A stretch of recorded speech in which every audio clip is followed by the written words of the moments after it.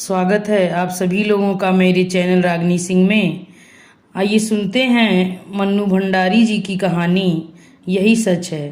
तो चलिए शुरू करते हैं कहानी। सामने आंगन में फैली धूप सिमट कर दीवारों पर चढ़ गई और कंधे पर बस्ता लटकाए नन्हे नन्हे बच्चों के झुंड दिखाई दिए। तो एकाएक मुझे समय का आभास हुआ। घंटा भर हो गया यहाँ खड़े खड़े और संजय का अभी तक पता नहीं। झुझलाती सी मैं कमरे में आती हूँ। कोने में रखी मेज पर किताबें बिखरी पड़ी हैं, कुछ खुली कुछ बंद। एक क्षण मैं उन्हें देखती रहती हूँ, फिर निरुद्देश्य सी कपड़ों की अलमारी खोलकर सरसरी नज़र से कपड़े देखती हूँ। सब बिखरे पड़े हैं। इतनी देर यूं ही व्यर्थ खड़ी रही, इन्हें ही ठीक कर लेती, पर मन नहीं करता और फिर बंद कर देती हूँ। नहीं आना था तो व्यर्थ ही मुझे समय क्यों दिया। फिर यह कोई आज की ही बात नहीं है। हमेशा संजय अपने बताए हुए समय से घंटे 2 घंटे देरी करके आता है और मैं हूँ कि उसी क्षण से प्रतीक्षा करने लगती हूँ। उसके बाद लाख कोशिश करके भी तो किसी काम में अपना मन नहीं लगा पाती। वह क्यों नहीं समझता कि मेरा समय बहुत अमूल्य है। थीसिस पूरी करने के लिए अब मुझे अपना सारा समय पढ़ाई में ही लगाना चाहिए, पर यह बात उसे कैसे समझाऊं। मेज पर बैठकर मैं फिर पढ़ने का उपक्रम करने लगती हूँ, पर मन है कि लगता ही नहीं। पर्दे के जरा से हिलने से दिल की धड़कन बढ़ जाती है और बार बार नज़र घड़ी के सरकते हुए कांटों पर दौड़ जाती है। हर समय यही लगता है वह आया वह आया। तभी मेहता साहब की 5 साल की छोटी बच्ची झिझकती सी कमरे में आती है। आंटी, हमें कहानी सुनाओगी?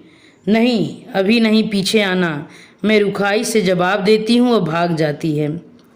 ये मिसेज मेहता भी एक ही हैं। यूँ तो महीनों शायद मेरी सूरत नहीं देखती, पर बच्ची को जब तक मेरा सिर खाने को भेज देती हैं। मेहता साहब तो फिर कभी कभी 8-10 दिन में खैरियत पूछ ही लेते हैं, पर वे तो बेहद अकड़ मालूम होती हैं। अच्छा ही है, ज़्यादा दिलचस्पी दिखाती तो क्या मैं इतनी आज़ादी से घूम फिर सकती थी। खट खट खट, वह परिचित पदध्वनि तो आ गया संजय। मैं बरबस अपना सारा ध्यान पुस्तक में केंद्रित कर लेती हूँ। रजनीगंधा के ढेर सारे फूल लिए संजय मुस्कुराता सा दरवाजा पर खड़ा है। मैं देखती हूँ पर मुस्कुरा कर स्वागत नहीं करती। हंसता हुआ वह आगे बढ़ता है और फूलों को मेज पर पटक कर पीछे से मेरे दोनों कंधे दबाता हुआ पूछता है, बहुत नाराज हो? रजनीगंधा की महक से जैसा सारा कमरा महकने लगता है। मुझे क्या करना है नाराज होकर, रुखाई से मैं कहती हूँ।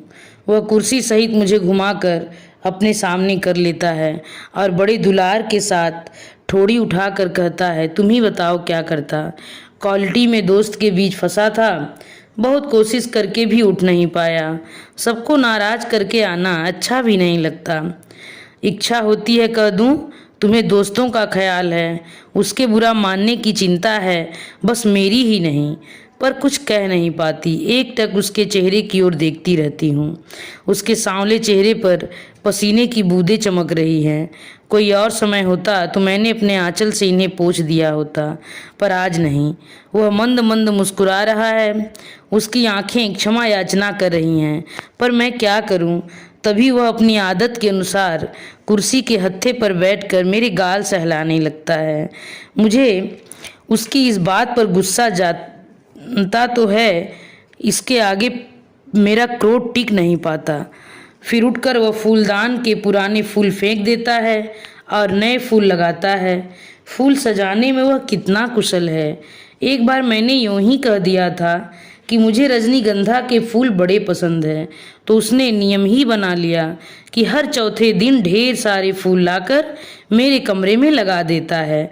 और अब तो मुझे भी ऐसी आदत हो गई है कि एक दिन भी कमरे में फूल न रहें तो न पढ़ने में मन लगता है न सोने में। ये फूल जैसे संजय की उपस्थिति का आभास देते रहते हैं। थोड़ी देर बाद हम घूमने निकल जाते हैं।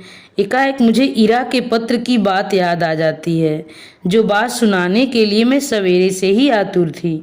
इस गुस्सेबाजी में जाने कैसे उसे ही भूल गई। सुनो, इरा ने लिखा है कि किसी दिन भी मेरे पास इंटरव्यू का बुलावा आ सकता है, मुझे तैयार रहना चाहिए। कहाँ, कलकत्ता से? कुछ याद करते हुए संजय पूछता है और फिर एकाएक उछल पड़ता है। यदि तुम्हें वह जॉब मिल जाए तो मज़ा आ जाएगा दीपा, मज़ा आ जाएगा। हम सड़क पर हैं, नहीं तो अवश्य ही उसने आवेश में आकर कोई हरकत कर डाली होती। जाने क्यों मुझे उसका इस प्रकार होना अच्छा नहीं लगता। क्या वह चाहता है कि मैं कलकत्ता चली जाऊं, उससे दूर? तभी सुनाई देता है, तुम्हें यह जॉब मिल जाए तो मैं भी अपना तबादला कलकत्ता ही करवा लूं, हैंड ऑफिस में। यहाँ की रोज की किचकिच से तो मेरा मन उब गया है।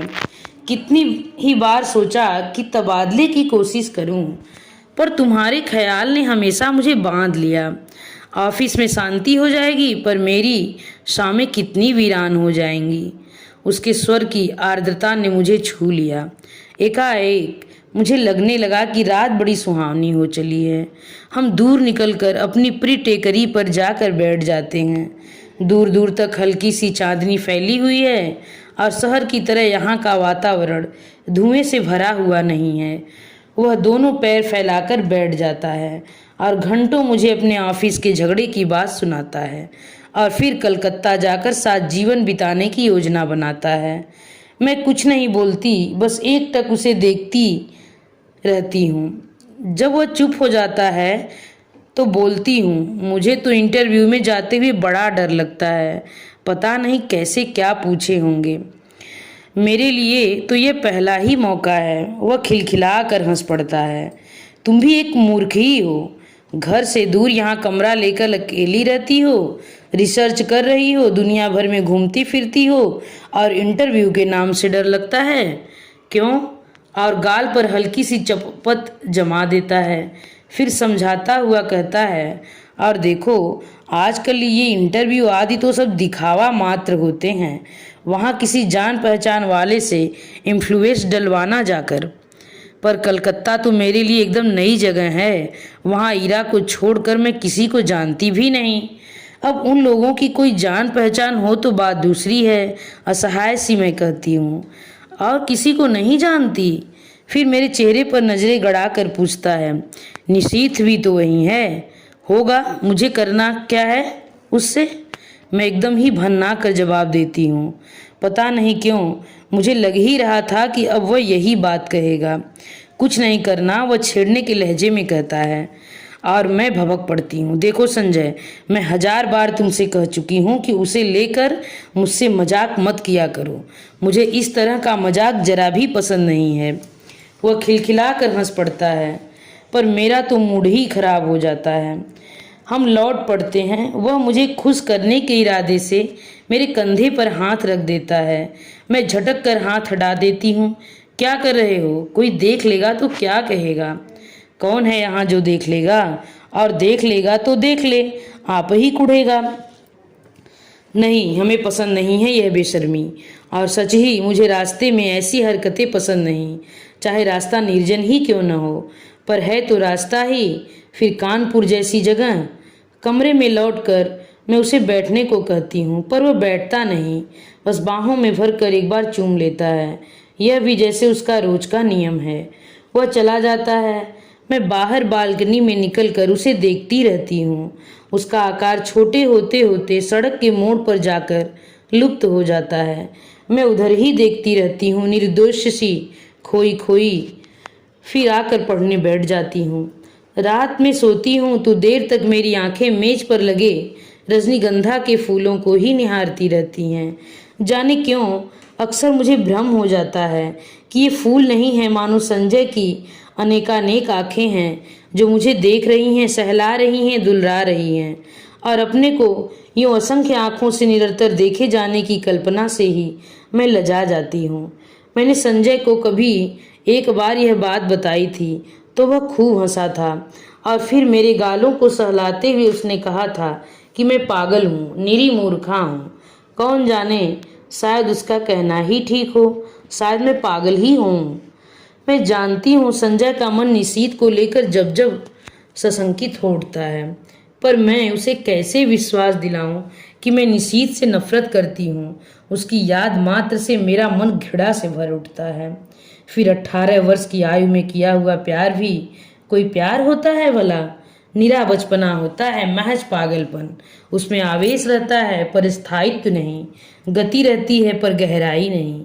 जिस वेग से वह आरंभ होता है, जरा सा झटका लगने पर उसी वेग से टूट भी जाता है, और उसके बाद आहों, आंसुओं और सिसकियों का एक दौर, सारी दुनिया की निस्सारता और आत्महत्या करने के अनेकानेक संकल्प, और फिर एक तीखी घृणा।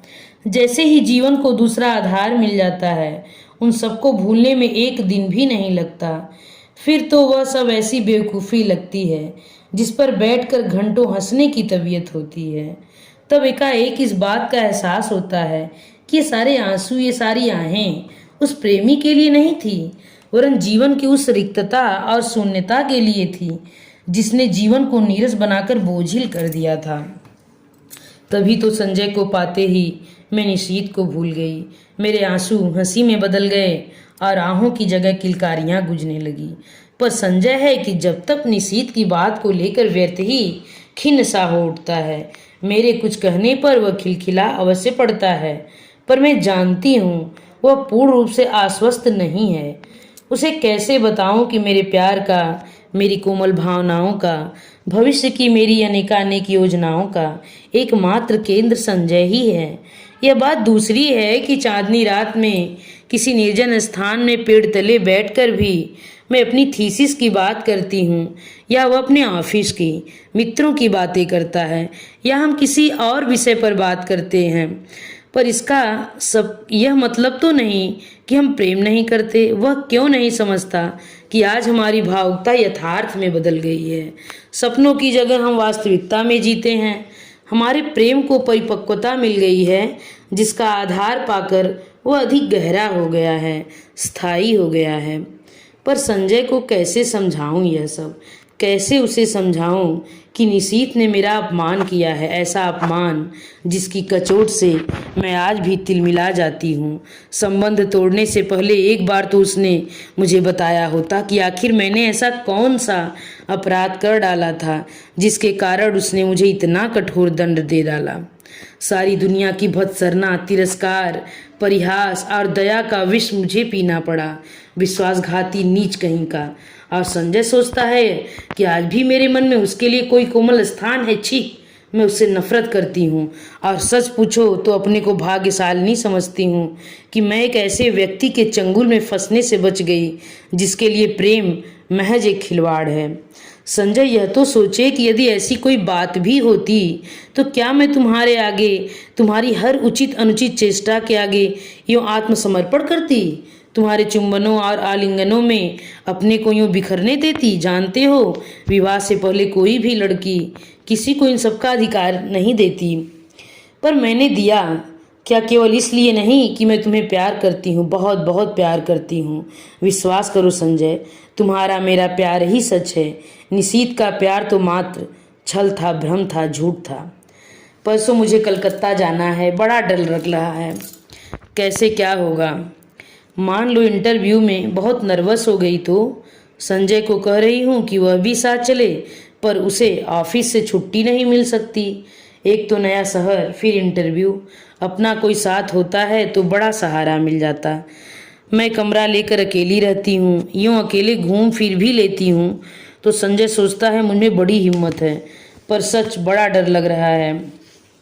बार बार मैं यह मान लेती हूँ कि मुझे नौकरी मिल गई है और मैं संजय के साथ वहाँ रहने लगती हूँ। कितनी सुंदर कल्पना है, कितनी मादक। पर इंटरव्यू का भय मादकता में भरे इस स्वप्न जाल को छिन्न भिन्न कर देता है। काश संजय भी किसी तरह मेरे साथ चल पाता।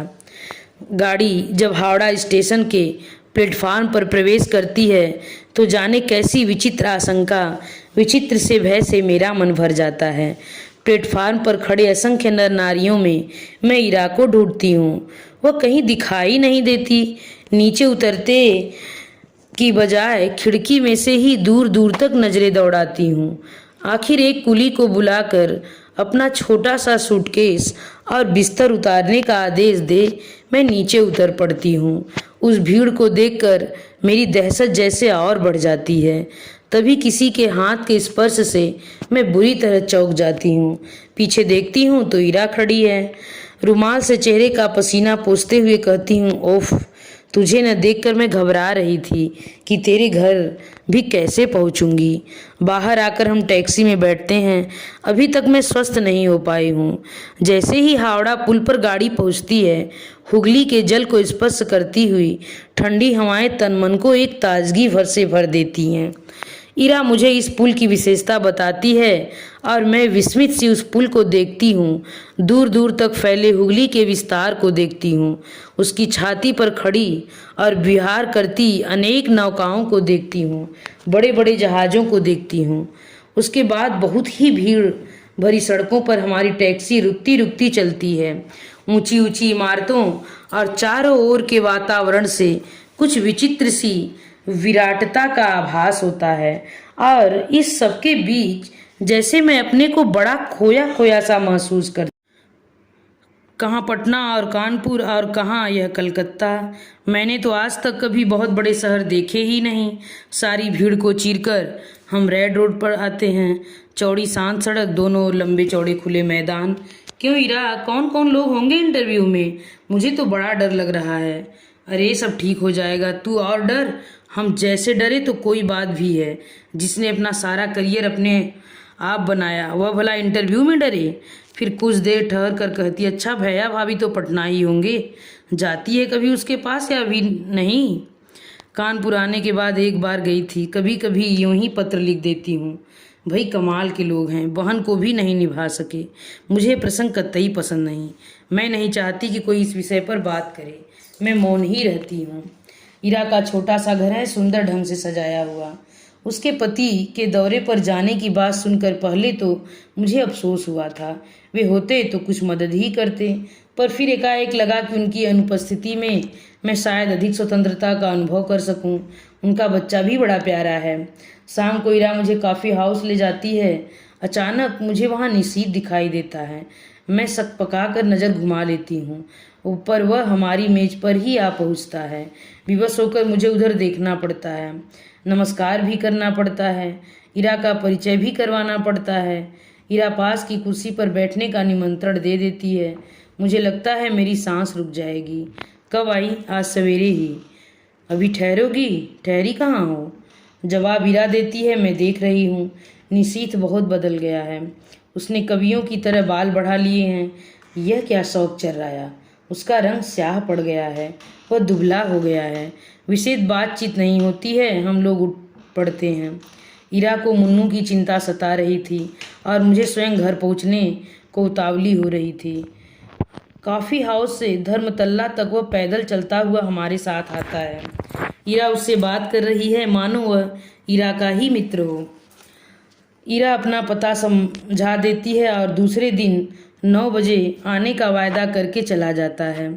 पूरे 3 साल बाद निशीथ का यूँ मिलना न चाह कर भी जैसे सारा अतीत आँखों के सामने खुल जाता है। बहुत दुबला हो गया है निशीथ। लगता है जैसे मन में कहीं कोई गहरी पीड़ा छिपाए बैठा है। मुझसे अलग होने का दुख तो नहीं साल रहा है इसे। कल्पना चाहे कितनी भी मधुर क्यों न हो, एक तृप्ति युक्त आनंद देने वाली क्यों न हो, पर मैं जानती हूँ यह झूठ है। यदि ऐसा ही था तो कौन उसे कहने गया था कि तुम इस संबंध को तोड़ दो? उसने अपनी इच्छा से ही यह तो सब किया था। एकाएक मेरा मन कटु हो उठता है। यही तो है यह व्यक्ति जिसने मुझे अपमानित करके सारी दुनिया के सामने छोड़ दिया था, महज उपहास का पात्र बनाकर। ओह, क्यों नहीं मैंने उसे पहचानने से इनकार कर दिया। जब वह मेज के पास आकर खड़ा हुआ तो क्यों नहीं मैंने कह दिया कि माफ़ कीजिए, मैं आपको पहचानती नहीं। जरा उसका खिसियाना तो देखती। वह कल भी आएगा। मुझे उससे साफ साफ मना कर देना चाहिए था कि मैं उसकी सूरत भी नहीं देखना चाहती। मैं उससे नफरत करती हूँ। अच्छा है आजकल मैं उसे बता दूंगी कि जल्दी ही मैं संजय से विवाह करने वाली हूँ। यह भी बता दूंगी कि मैं उसे घृणा करती हूँ और उसे ज़िंदगी में कभी माफ़ नहीं कर सकती। यह सब सोचने के साथ साथ जाने क्यों मेरे मन में यह बात भी उठ रही थी कि 3 साल हो गए, अभी तक निशीथ ने विवाह क्यों नहीं किया। करे न करे मुझे क्या, क्या वह आज भी मुझसे कुछ उम्मीद रखता है? मूर्ख कहीं का। संजय, मैंने तुमसे कितना कहा था कि तुम मेरे साथ चलो, पर तुम नहीं आए। इस समय जबकि मुझे तुम्हारी इतनी याद आ रही है, बताओ मैं क्या करूं? नौकरी पाना इतना मुश्किल है, इसका मुझे गुमान तक नहीं था। इरा कहती है कि 150 की नौकरी के लिए खुद मिनिस्टर तक का सिफारिश करने पहुंच जाते हैं, फिर यह तो 300 का जॉब है। निशीथ सवेरे से शाम तक इसी चक्कर में भटका है, यहाँ तक कि उसने अपने ऑफिस से भी छुट्टी ले ली है। वह क्यों मेरे काम में इतनी दिलचस्पी ले रहा है? उसका परिचय बड़े बड़े लोगों में है और वह कहता है जैसे भी होगा वह काम मुझे दिलाकर ही मानेगा, पर आखिर क्यों? कल मैंने सोचा था कि अपने व्यवहार की रुखाई से मैं स्पष्ट कर दूंगी कि अब वह मेरे पास न आए। 8:45 के करीब जब मैं अपने टूटे हुए बाल फेंकने खिड़की पर गई तो देखा घर से थोड़ी दूर पर निशीथ टहल रहा है। वही लंबे बाल, कुर्ता पजामा। तो वह समय के पहले ही आ गया। संजय होता तो 11 बजे के पहले नहीं पहुंचता। समय पर पहुंचना तो वह जानता ही नहीं। उसे यूं चक्कर काटते देखा, मेरा मन जाने कैसा हो आया, और जब वह आया तो मैं चाह कर भी कटु नहीं हो सकी। मैंने उसे कलकत्ता आने का मकसद बताया तो लगा कि वह बड़ा प्रसन्न हुआ। वहीं बैठे बैठे फ़ोन करके उसने इस नौकरी के संबंध में सारी जानकारी प्राप्त कर ली। कैसे क्या करना होगा उसकी योजना भी बना डाली। बैठे बैठे फ़ोन से ऑफिस को सूचना भी दे दी कि आज वो ऑफिस नहीं आएगा। विचित्र स्थिति में मेरी हो रही थी। उसके इस अपनत्व भरे व्यवहार को मैं स्वीकार भी नहीं कर पाती थी, नकार भी नहीं पाती थी। सारा दिन मैं उसके साथ घूमती रही, पर काम की बात के अतिरिक्त उसने एक बात भी नहीं की। मैंने कई बार चाहा कि संजय की बात बता दूं, पर बता नहीं सकी। सोचा कहीं यह सुनकर वो दिलचस्पी लेना कम न कर दे। उसके आज भर के प्रयत्नों से ही मुझे काफ़ी उम्मीद हो चली थी। यह नौकरी मेरे लिए कितनी आवश्यक है, मिल जाए तो संजय कितना प्रसन्न होगा। हमारे विवाहित जीवन के आरंभिक दिन कितने सुख में बीतेंगे। शाम को हम घर लौटे, मैं उसे बैठने को कहती हूँ पर वह बैठता नहीं, बस खड़ा ही रहता है। उसके चौड़े ललाट पर पसीने की बूंदें चमक रही हैं।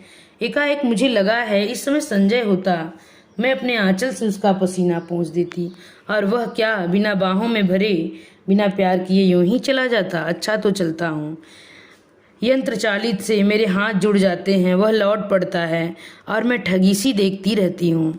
सोते समय मेरी आदत है कि मैं संजय के लाए हुए फूलों को निहारती रहती हूँ।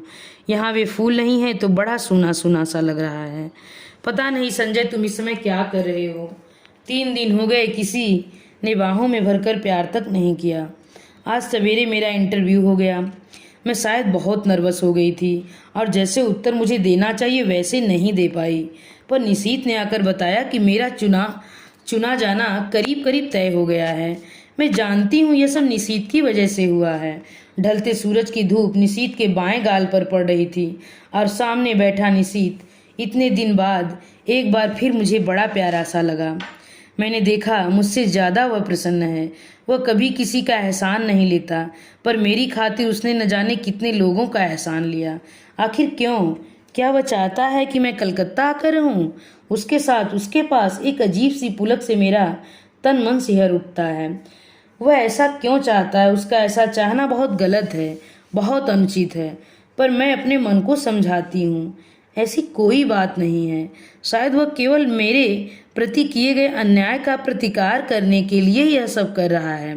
पर क्या वह समझता है कि उसकी मदद से नौकरी पाकर मैं उसे क्षमा कर दूंगी या जो कुछ उसने किया है उसे भूल जाऊंगी? असंभव।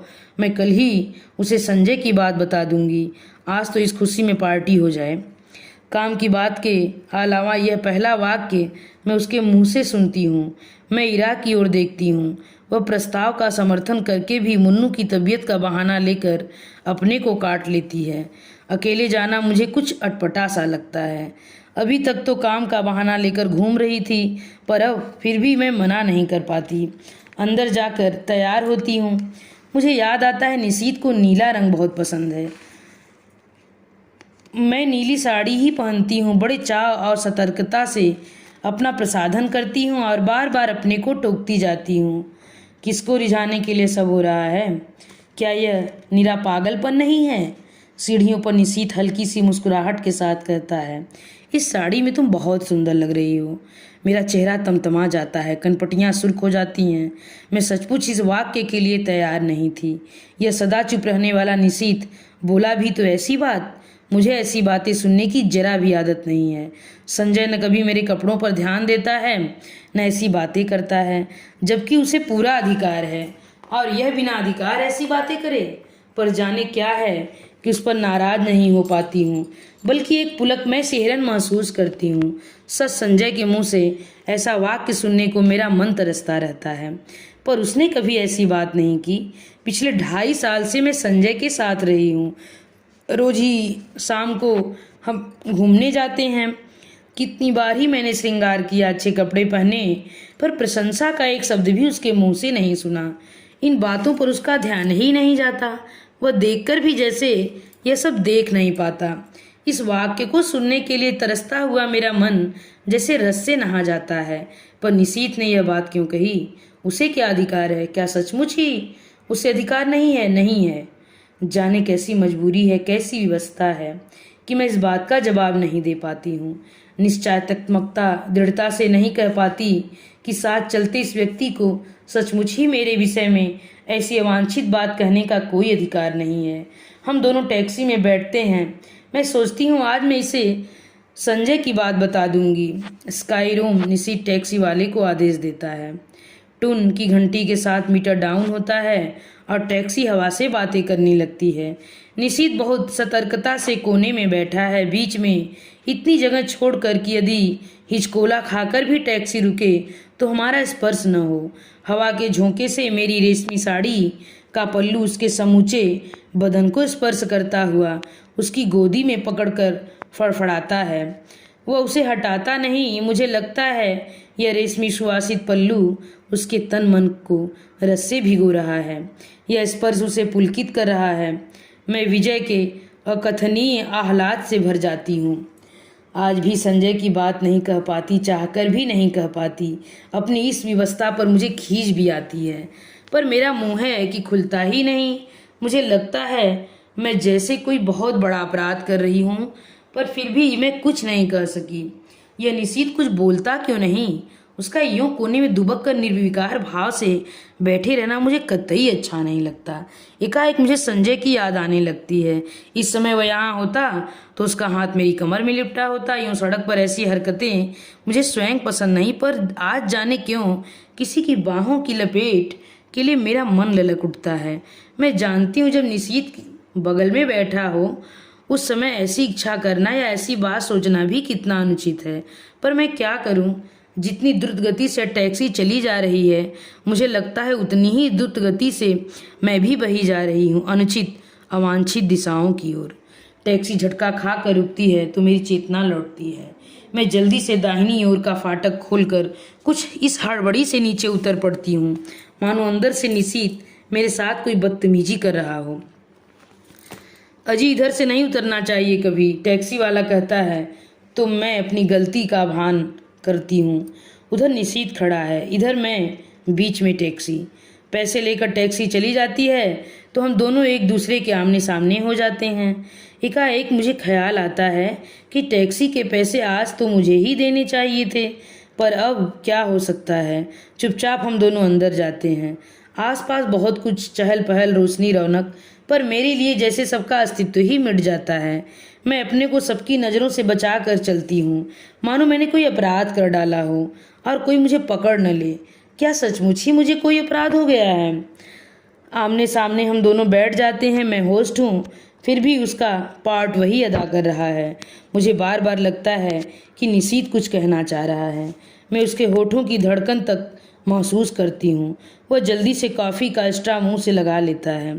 मूर्ख कहीं का, वह सोचता है मैं बेवकूफ़ हूँ। मैं अच्छी तरह जानती हूँ कि इस समय वह क्या सोच रहा है। 3 दिन साथ रहकर भी हमने उस प्रसंग को नहीं छोड़ा। शायद नौकरी की बात ही हमारे दिमागों पर छाई हुई थी, पर आज अवश्य ही वह बात आएगी। न आए यह कितना अस्वाभाविक है, पर नहीं, स्वाभाविक शायद यही है।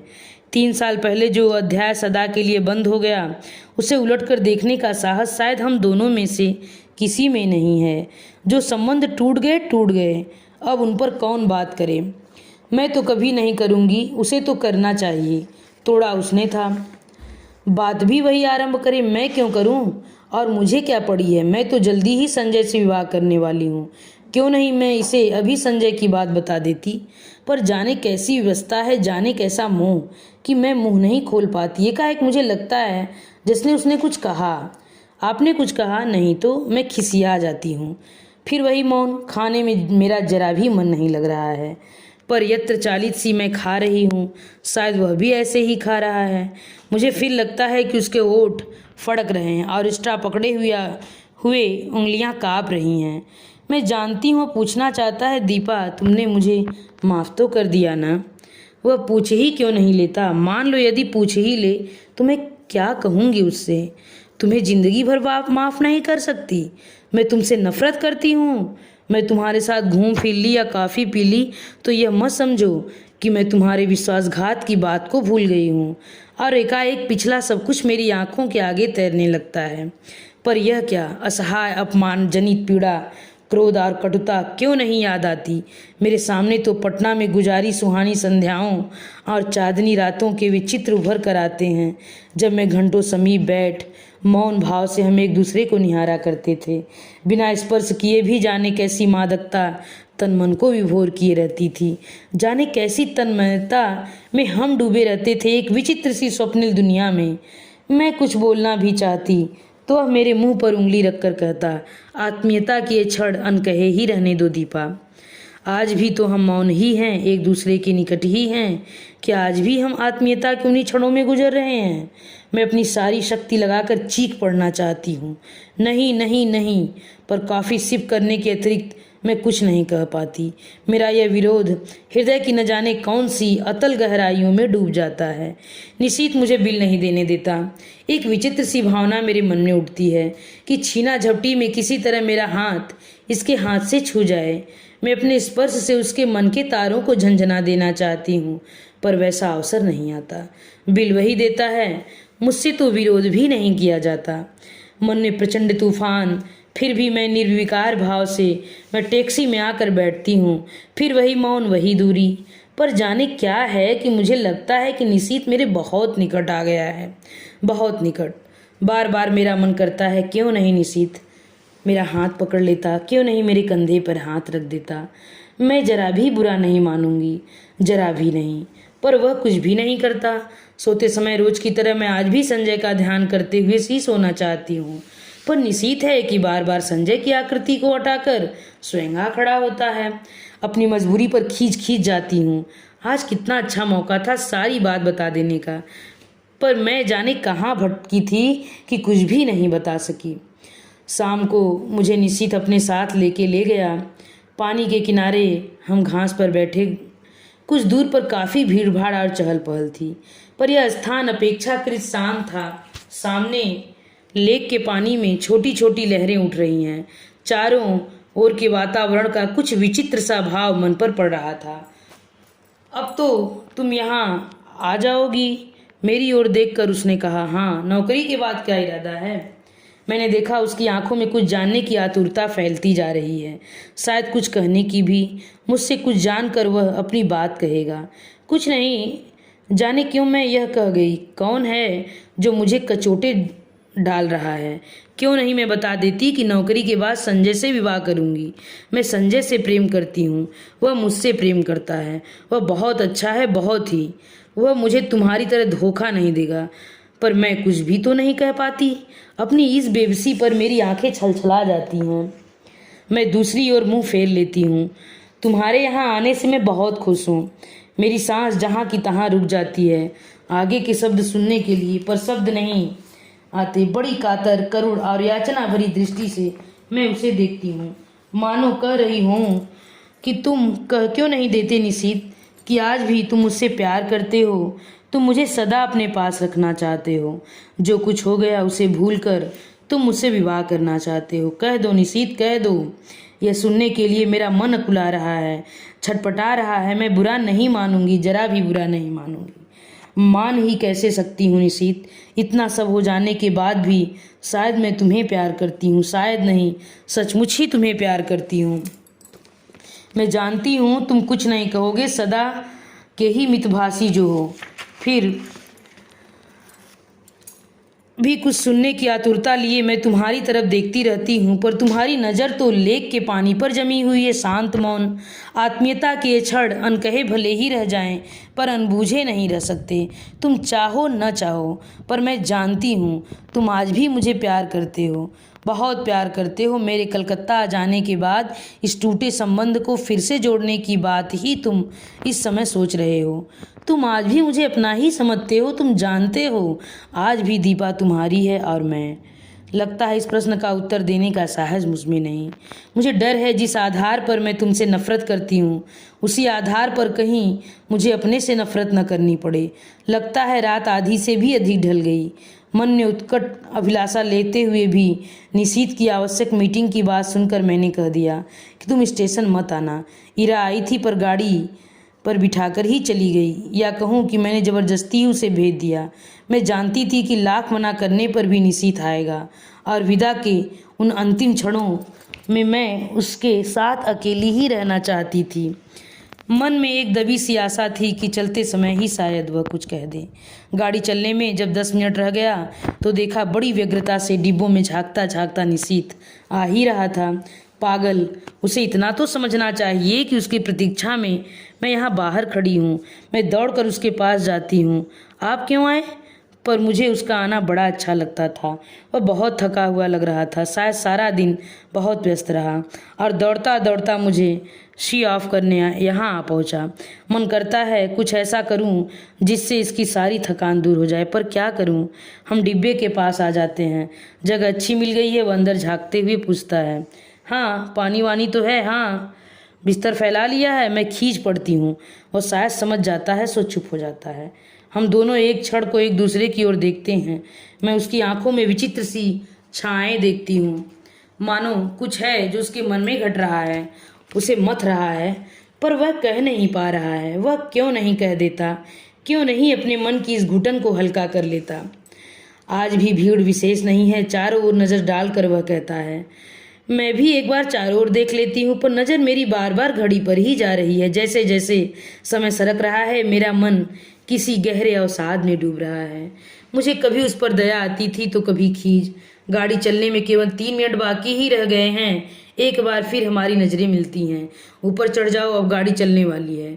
बड़ी असहाय सी नज़र से मैं उसे देखती हूँ, मानो कह रही हूँ तुम ही चढ़ा दो, और फिर धीरे धीरे चढ़ जाती हूँ। दरवाजे पर मैं खड़ी हूँ और नीचे प्लेटफार्म पर जाकर पहुँच की खबर देना। जैसे ही मुझे इधर कुछ निश्चित रूप से मालूम होगा तुम्हें सूचना दूंगा। मैं कुछ बोलती नहीं, पर उसे देखती रहती हूँ। सीटी, हरी झंडी, फिर सीटी। मेरी आंखें छलछला जाती हैं। गाड़ी एक हल्के से झटके के साथ सरकने लगती है। वह गाड़ी के साथ कदम आगे बढ़ाता है और मेरे हाथ पर धीरे से अपना हाथ रख देता है। मेरा रोम रोम सिहर उठता है। मन करता है चिल्ला पड़ूं। मैं समझ गई निशीत, समझ गई। जो कुछ तुम इन 4 दिनों में नहीं कह पाए, वह तुम्हारे इस क्षणिक स्पर्श ने कह दिया। विश्वास करो, यदि तुम मेरे हो तो मैं भी तुम्हारी हूँ, केवल तुम्हारी, एकमात्र तुम्हारी। पर मैं कुछ नहीं कह पाती, बस साथ चलते निशीत को देखती भर रहती हूँ। गाड़ी के गति पकड़ते ही वह हाथ को जरा सा दबा कर छोड़ देता है। मेरी छलछलाई आंखें मूंझ जाती हैं। मुझे लगता है यह स्पर्श, यह सुख, यह क्षण ही सत्य है, बाकी सब झूठ है। अपने को भूलने का, भरमाने का, छलने का असफल प्रयास है। आंसू भरी आंखों में से मैं प्लेटफार्म को पीछे छूटता हुआ देखती हूँ। सारी आकृतियाँ धुंधली सी दिखाई देती हैं। असंख्य हिलते हुए हाथों के बीच निशीत के हाथ को, उस हाथ को जिसने मेरा हाथ पकड़ा था, ढूंढने का असफल सा प्रयास करती हूँ। गाड़ी प्लेटफार्म को पार कर जाती है और दूर दूर तक कलकत्ता की जगमगाती बत्तियाँ दिखाई देते हैं। धीरे धीरे वे सब दूर हो जाती हैं, पीछे छूटती जाती है। मुझे लगता है यह दैत्याकार ट्रेन मुझे मेरे घर से ही कहीं दूर ले जा रही है, अनदेखी अनजाही राहों में गुमराह करने के लिए, भटकाने के लिए। बोझिल मन से मैं अपने फैलाए हुए बिस्तर पर लेट जाती हूँ। आंखें बंद करते ही सबसे पहले मेरे सामने संजय का चित्र उभरता है। कानपुर जाकर मैं उसे क्या कहूँगी। इतने दिनों तक उसे छलती आई, अपने को छलती आई, पर अब नहीं। मैं उसे सारी बात समझा दूंगी।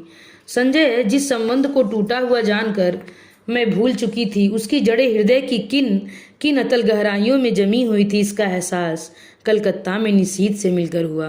याद आता है तुम निशीथ को लेकर सदैव ही संदिग्ध रहते थे, पर तब मैं तुम्हें इस साल्यू समझती थी। आज स्वीकार करती हूँ कि तुम जीते मैं हारी। सच मानना संजय, 2.5 साल मैं स्वयं भ्रम में ही थी और तुम्हें भी भ्रम में डाल रखा था, पर आज भ्रम के छलना के सारे ही प्लान छिन्न भिन्न हो गए। मैं आज भी निशीथ को प्यार करती हूँ और यह जानने के बाद एक दिन भी तुम्हारे साथ और छल करने का दुस्साहस कैसे करूं। आज पहली बार मैंने अपने संबंधों का विश्लेषण किया तो जैसे सब कुछ स्पष्ट हो गया, और जब मेरे सामने सब कुछ स्पष्ट हो गया तो तुमसे कुछ भी नहीं छिपाऊंगी। तुम्हारे सामने मैं चाहूं तो भी झूठ नहीं बोल सकती। आज लग रहा है तुम्हारे प्रति मेरे मन में जो भी भावना है वह प्यार की नहीं, केवल कृतज्ञता की। तुमने मुझे उस समय सहारा दिया था जब मैं अपने पिता और निशीथ को खोकर मैं चूर चूर हो चुकी थी। सारा संसार मुझे वीरान नजर आने लगा था। उस समय तुमने अपने स्नेहिल स्पर्श से मुझे जिला दिया। मेरा मुरझाया मन हरा हो उठा। मैं कृतकृत्य हो उठी और समझने लगी कि मैंने तुमसे प्यार किया, पर प्यार की बेसुध घड़ियां, वे विभोर क्षण, तन्मयता के वे पल जहां शब्द चुक जाते हैं, हमारे जीवन में कभी नहीं आए। तुम ही बताओ, आए कभी? तुम्हारे असंख्य आलिंगनों और चुंबनों के बीच भी एक क्षण के लिए भी तो मैंने कभी तन मन की सुध बिसरा देने वाली पुलक या मादकता का अनुभव नहीं किया। सोचती हूँ निशीथ के चले जाने के बाद मेरे जीवन में एक विराट शून्यता आ गई थी, एक खोखलापन आ गया था। तुमने उसकी पूर्ति की, तुम पूरक थे। मैं गलती से तुम्हें प्रियतम समझ बैठी। मुझे क्षमा कर दो संजय, और लौट जाओ। तुम्हें मुझ जैसी अनेक दीपाएं मिल जाएंगी जो सचमुच तुम्हें प्रियतम की तरह प्यार करेंगी। आज एक बात अच्छी तरह जान गई हूँ कि प्रथम प्रेम ही सच्चा प्रेम होता है। बाद में किया हुआ प्रेम तो अपने को भूलने का, भरमाने का प्रयास मात्र होता है। इसी तरह की असंख्य बातें मेरे दिमाग में आती हैं जो मैं संजय से कह सकूंगी यह सब, लेकिन कहना तो होगा ही। उसके साथ अब एक दिन भी छल नहीं कर सकती। मन से किसी और की आराधना करके तन से उसकी होने का अभिनय करती रहूं। छी, नहीं जानती यही सब सोचते सोचते मुझे कब नींद आ गई। लौटकर अपना कमरा खोलती हूँ तो देखती हूँ सब कुछ ज्यों का त्यों। सिर्फ फूलदान के रजनीगंध मुरझा गए हैं, कुछ फूल झड़कर जमीन पर इधर उधर भी बिखर गए हैं। आगे बढ़ती हूँ तो जमीन पर पड़ा एक लिफाफा दिखाई देता है। संजय की लिखाई है। खोला तो छोटा सा पत्र था। दीपा, तुमने तो कलकत्ता जाकर कोई सूचना ही नहीं दी। मैं आज ऑफिस के काम से कटक जा रहा हूँ। 5-6 दिन में लौट जाऊंगा, तब तक तुम आ ही जाओगी। जानने को उत्सुक हूँ कि कलकत्ता में क्या हुआ। तुम्हारा संजय। एक लंबा निश्वास निकल जाता है। लगता है एक बड़ा बोझ हट गया। इस अवधि में तो मैं अपने को अच्छी तरह तैयार कर लूँगी। नहा धोकर सबसे पहले मैं निशीथ को पत्र लिखती हूँ। उसकी उपस्थिति से जो हिचक मेरे होठ बंद किए हुए थी, दूर रहकर वो अपने आप ही टूट जाती हैं। मैं स्पष्ट शब्दों में लिख देती हूँ कि चाहे उसने कुछ नहीं कहा, फिर भी मैं सब कुछ समझ गई हूँ। साथ ही यह भी लिख देती हूँ कि मैं उसकी उस हरकत से बहुत दुखी हूँ, बहुत नाराज। फिर भी उसे देखते ही जैसे सारा क्रोध बह गया। इस अपनत्व में क्रोध भला टिक भी कैसे पाता। लौटी हूँ तब से न जाने कैसी रंगीन और मादकता मेरी आंखों के आगे छाई है। एक खूबसूरत से लिफाफे में उसे बंद करके मैं स्वयं पोस्ट करने जाती हूँ। रात में सोती हूँ तो अनायास मेरी नज़र सूने फूलदान पर जाती है। मैं करवट बदलकर सो जाती हूँ। आज निशीथ को पत्र लिखे 5वां दिन है। मैं तो कल ही उसके पत्र की राह देख रही थी, पर आज भी दोनों डाके निकल गईं। जाने कैसा सुना सुना अनमना लगता रहा सारे दिन। कहीं भी तो काम में जी नहीं लगता। क्यों नहीं लौटती डाक से ही उत्तर दे दिया उसने। समझ में नहीं आता कैसे समय गुजारूं। मैं बाहर बालकनी में जाकर खड़ी हो जाती हूँ। एकाएक ख्याल आता है पिछले 2.5 सालों से करीब इसी समय यही खड़े होकर मैंने संजय की प्रतीक्षा की है। क्या आज मैं संजय की प्रतीक्षा कर रही हूँ या मैं निशीथ के पत्र की प्रतीक्षा कर रही हूँ? शायद किसी की नहीं, क्योंकि जानती हूँ कि दोनों में से कोई भी नहीं आएगा। फिर निरुद्देश्य सी कमरे में लौट पड़ती हूँ। शाम का समय मुझ में घर में नहीं काटा जाता। रोज ही तो संजय के साथ घूमने निकल जाया करती थी। लगता है यहीं बैठी रही तो दम ही घुट जाएगा। कमरा बंद करके मैं अपने को धकेलती सी सड़क पर ले जाती हूँ। शाम का धुंधलका मन के बोझ को और भी बढ़ा देता है। कहाँ जाऊँ? लगता है जैसे मेरी राहें भटक गई, मंजिल खो गई। मैं स्वयं नहीं जानती आखिर मुझे जाना कहाँ है। फिर निरुद्देश्य सी चलती रहती हूँ, पर आखिर कब तक यूँ भटकती रहूँ? हार कर लौट पड़ती हूँ। आते ही मेहता साहब की बच्ची तार का एक लिफाफा देती है। धड़कते दिल से मैं उसे खोलती हूँ। ईरा का तार था। नियुक्ति हो गई, बधाई। इतनी बड़ी खुशखबरी पाकर भी जाने क्या हुआ कि खुश नहीं हो पाती। यह खबर तो निशीथ भेजने वाला था। एकाएक विचार मन में आता है, क्या जो कुछ मैं सोच गई वह निरा भ्रम ही था? मात्र मेरी कल्पना, मेरा अनुमान? नहीं नहीं, उस स्पर्श को मैं भ्रम कैसे मान लूं जिसने मेरे तन मन को डुबो दिया था, जिसके द्वारा उसके हृदय की एक एक परत मेरे सामने खुल गई थी। लेक पर बिताए उन मधुर क्षणों को भ्रम कैसे मान लूं जहां उसका मौन ही मुखरित होकर सब कुछ कह गया था। आत्मीयता के वे अनकहे क्षण, तो फिर उसने पत्र क्यों नहीं लिखा? क्या कल उसका पत्र आएगा? क्या आज भी उसे वही हिचक रोके हुए है? तभी सामने की घड़ी टन टन करते 9 बजाती है। मैं उसे देखती हूँ। यह संजय की लाई हुई है। लगता है जैसे यह घड़ी घंटे सुना सुना कर मुझे संजय की याद दिला रही है। फहराते ये हरे पर्दे, ये हरी बुक रैक, यह टेबल, यह फूलदान, सभी तो संजय के ही लाए हुए हैं। मेज पर यह रखा यह पेन मुझे उस सालगिरह पर लाकर दिया था। अपनी चेतना के इन बिखरे सूत्रों को समेटकर मैं फिर पढ़ने का प्रयास करती हूँ, पर पढ़ नहीं पाती। हार कर मैं पलंग पर लेट जाती हूँ। सामने के फूलदान का सूनापन मेरे मन के सूनेपन को और अधिक बढ़ा देता है। मैं कसकर आंखें मूंद लेती हूँ। एक बार फिर मेरी आंखों के आगे लेक का स्वच्छ नीला जल उभर आता है, जिसमें छोटी छोटी लहरें उठ रही थीं। उस जल की ओर देखते हुए निशीथ की आकृति उभर कर आती है। वह लाख जल की ओर देखे, पर चेहरे पर अंकित उसके मन की हलचल को मैं आज भी इतनी दूर रहकर भी महसूस करती हूँ।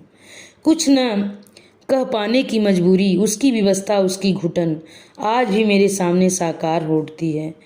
धीरे धीरे लेक के पानी का विस्तार सिमटता जाता है और एक छोटी सी राइटिंग टेबल में बदल जाता है, और मैं देखती हूँ कि एक हाथ में पेन लिए और दूसरे हाथ की उंगलियों को बाले में उलझाए निशीथ बैठा है। वही मजबूरी, वही व्यवस्था, वही घुटन लिए।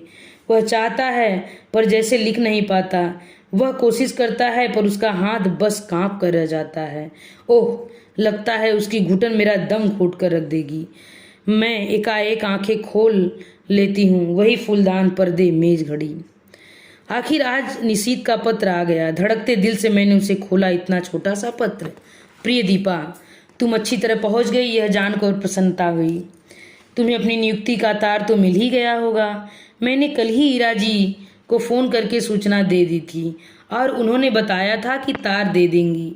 ऑफिस की ओर से भी सूचना मिल जाएगी।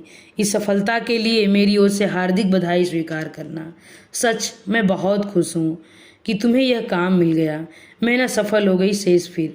शुभेच्छ निशीथ। बस धीरे धीरे पत्र के सारे शब्द आंखों के आगे लुप्त हो जाते हैं। रह जाता है केवल शेष फिर। तो अभी भी उसके पास कुछ लिखने को शेष है। क्यों नहीं लिख दिया उसने अभी? क्या लिखेगा वह? दीप, मैं मुड़कर दरवाजे की ओर देखती हूँ। रजनीगंधा के ढेर सारे फूल लिए मुस्कुराता सा संजय खड़ा है। एक क्षण में संज्ञा शून्य से उसे इस तरह देखती हूँ मानो पहचानने की कोशिश कर रही हूँ। वह आगे बढ़ता है तो मेरी खोई हुई चेतना लौटती है और विक्षिप्त सी दौड़कर उससे लिपट जाती हूँ। क्या हो गया? तुम पागल हो गई हो क्या? तुम कहाँ चले गए थे संजय? और मेरा स्वर टूट जाता है। अनायास आंखों से आंसू बह चलते हैं। क्या हो गया? कलकत्ता का काम नहीं मिला क्या? मारो भी गोली काम को। तुम इतनी परेशान क्यों हो रही हो उसके लिए? पर मुझसे कुछ नहीं बोला जाता। बस मेरी बाहों की जकड़ कसती जाती है। रजनीगंधा की महक धीरे धीरे मेरे तन मन पर छाती जाती है। तभी मैं अपने भाल पर संजय के अधरों का स्पर्श महसूस करती हूँ और मुझे लगता है यह स्पर्श, यह सुख, यह क्षण ही सत्य हैं। वह सब झूठ था। मिथ्या था, भ्रम था और हम दोनों एक दूसरे के आलिंगन में बंधे रहते हैं, चुंबित प्रतिचुंबित। इसी के साथ यह कहानी समाप्त होती है। अगर यह कहानी आप लोगों को पसंद आई हो तो अनुरोध है आप सभी लोगों से कि सब्सक्राइब और लाइक करना मत भूलिएगा और कमेंट भी लिखिएगा। धन्यवाद।